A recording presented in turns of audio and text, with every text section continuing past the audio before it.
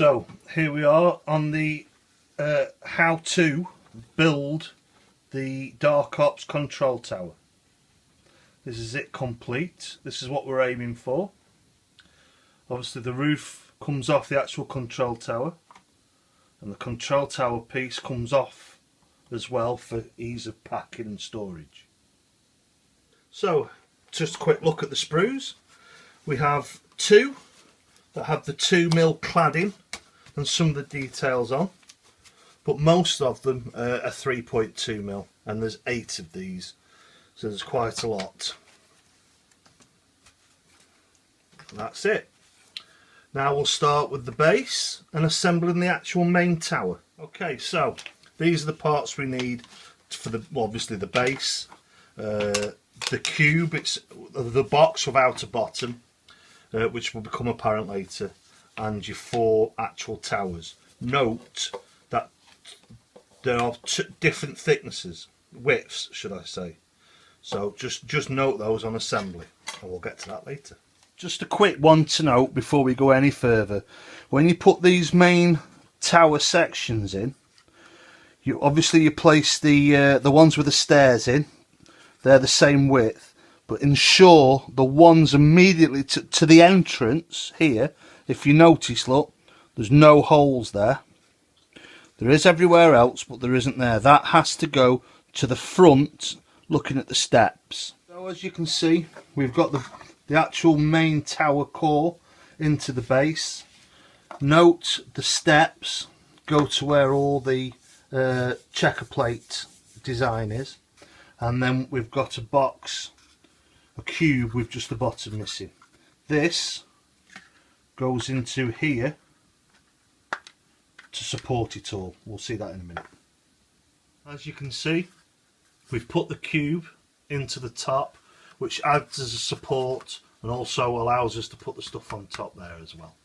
So just let all that dry now so it's nice and solid, and we'll crack on with the next step. As you can see, there'll be two sets of floors going almost all the way around the tower. When you take them off the sprues, you want to make, if you have a look, if you see, the checker plate runs up and runs in and matches in. Now you'll end up with 2 letter C's that are almost identical, apart from one has a little bit of a tail on one side. This is the lower floor, and this is the higher floor.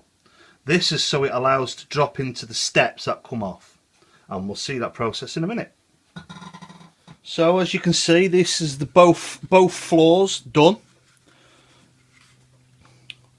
and if you can see, look, this is why we had to miss the holes off, because nothing actually goes in there. Okay, next step is we'll put the handrails, the barriers, all the way around, and we'll see after that. Okay, so as you can tell, I've put all the side barriers on now, all the ground, all the floors, all the side barriers, the hand guards, whatever you want to call them, the ladder. Big tip is dry fit them all first, like I have done. These are all still loose.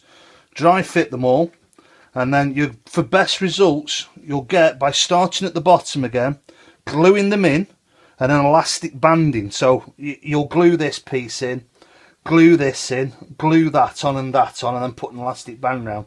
And what it does is it just helps keeps these at the right angles, because as good as you are, when you start playing around getting this in, and then you start playing around getting that in, before you know it, the glue's not dried and that's popped out.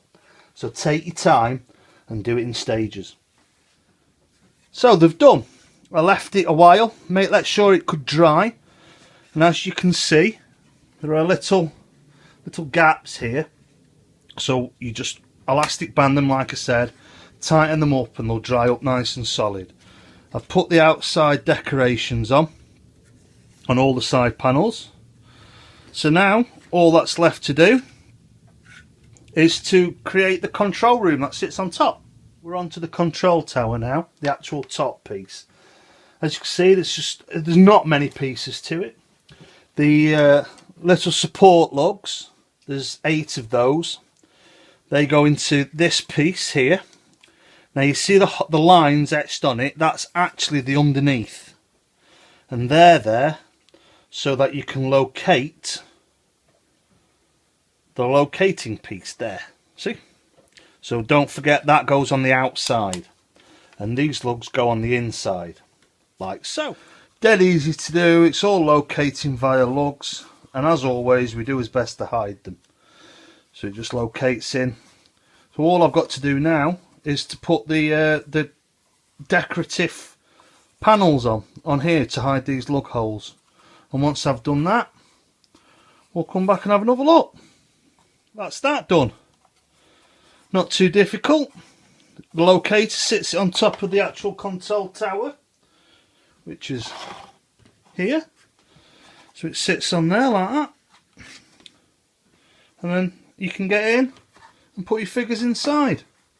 There's even enough room to put the odd bit of terrain inside, the odd control panel or whatever you've got lying about. There you go. That's your Dark Ops control tower. Thank you very much.